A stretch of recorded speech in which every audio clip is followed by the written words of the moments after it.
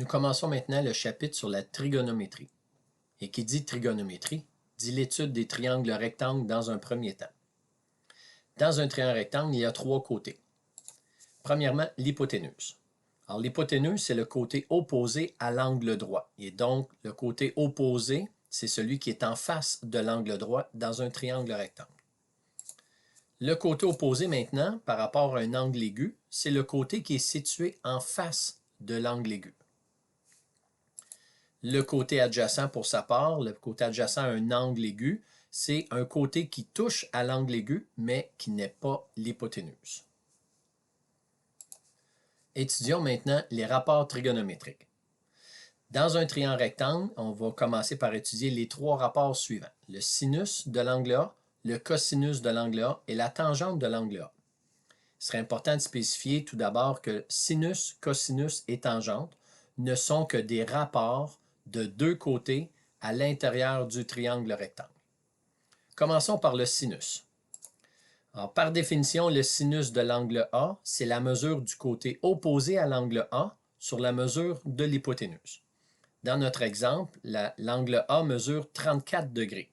On pourra donc définir le sinus de 34 degrés comme étant le côté opposé à l'angle de 34 degrés qui mesure 3,1657 divisé par la mesure de l'hypoténuse. Alors, l'hypoténuse mesure 5,6611.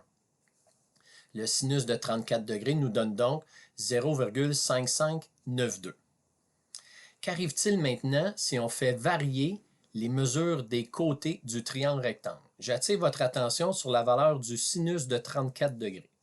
Donc, en faisant varier les mesures des côtés du triangle rectangle, on s'aperçoit que le rapport sinus de 34 degrés demeure toujours le même. Donc, conclusion, pour tous les triangles rectangles ayant un angle aigu de 34 degrés, le sinus de cet angle, donc le sinus de 34 degrés, sera toujours 0,5592. Ça nous amène à une première question. Si la mesure de l'angle A augmente, qu'arrive-t-il du sinus de l'angle A? Donc, on va aller faire varier la mesure de l'angle A. Et ce qu'on remarque, c'est plus l'angle A augmente, plus le rapport sinus augmente lui aussi. On remarque aussi que le rapport sinus se retrouve toujours entre 0 et 1. On va aller regarder ça. D'abord et avant tout, dans un triangle rectangle, l'hypoténuse est toujours le plus grand côté de ce triangle. Donc, si je fais le rapport opposé sur hypoténuse, ça va toujours me donner quelque chose qui est plus petit que 1. De plus, si on remarque, quand on augmente la mesure de l'angle, le côté opposé augmente plus rapidement que l'hypoténuse. Donc ici, le côté opposé a doublé, tandis que l'hypoténuse a augmenté de quelques dixièmes. Alors, c'est pour ça que notre rapport sinus augmente toujours de plus en plus. Maintenant, pour le rapport cosinus. Donc, par définition, le cosinus de l'angle A, c'est la mesure du côté adjacent à l'angle A sur la mesure de l'hypoténuse. Dans notre exemple, l'angle A mesure 23 degrés. Donc, le cosinus de 23 degrés sera le côté adjacent qui mesure 5,0075 sur l'hypoténuse qui mesure 5,4399. On pourra donc dire que le cosinus de 23 degrés sera égal à 0,9205. En faisant varier aussi les mesures des côtés du triangle rectangle, on s'aperçoit que le cosinus de 23 degrés nous donne toujours 0,9205. Deuxième question. Si la mesure de l'angle A augmente, qu'advient-il du cosinus de l'angle A? Encore une fois, on va faire varier la mesure de l'angle A. Et on remarque que quand l'angle A augmente, le rapport cosinus, lui, il diminue, contrairement au rapport sinus. Par contre, il se situe toujours entre 0 et 1. Allons regarder ça.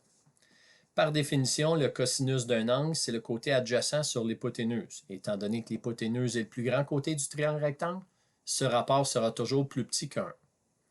D'autre part, la valeur du côté, ici, quand on augmente la mesure de l'angle, la valeur du côté adjacent à notre angle demeure toujours la même sur une hypoténuse qui augmente toujours de plus en plus.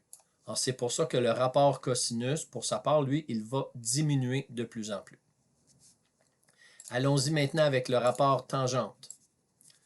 Donc, par définition, le rapport tangente de A, c'est la mesure du côté opposé à l'angle A sur la mesure du côté adjacent à l'angle A.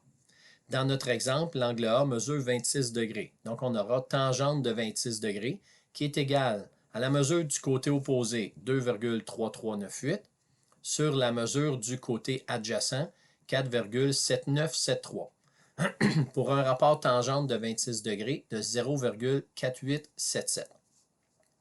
Si on fait varier les mesures des côtés du triangle rectangle, on s'aperçoit que tangente de 26 degrés nous donne toujours 0,4877.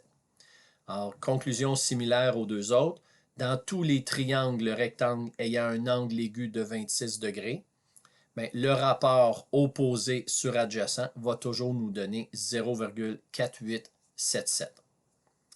Tiens à remarquer que ici, les mesures des angles sont toujours en degrés, dans le cas des rapports trigonométriques, dans un triangle rectangle. Troisième question. Si la mesure de l'angle A augmente, qu'advient-il de la tangente de A? Donc, on va aller varier la mesure de l'angle A et on s'aperçoit que quand l'angle A augmente, le rapport tangente augmente lui aussi. Cependant, contrairement aux deux premiers rapports, il peut être plus grand qu'1. Allons regarder pourquoi. Si j'ai un angle, par exemple, de 20 degrés, le côté opposé est plus petit que le côté adjacent. C'est pour ça que mon rapport va être plus petit que 1. Si par contre mon angle est de 45 degrés, alors le côté opposé a la même valeur que le côté adjacent. Ce n'est pas surprenant parce que si j'ai un triangle rectangle avec un angle de 45 degrés, le deuxième angle aigu sera aussi 45 degrés, 90 moins 45, parce que les deux angles aigus d'un triangle rectangle sont complémentaires. Alors, si j'ai deux angles qui ont la même valeur, le triangle est isoangle et aussi isocèle.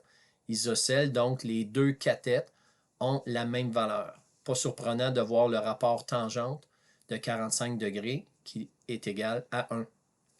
Si par contre mon angle est plus grand que 45, alors ça veut dire que mon côté opposé va être plus grand que mon côté adjacent, donc un rapport tangente plus grand que 1. Donc voilà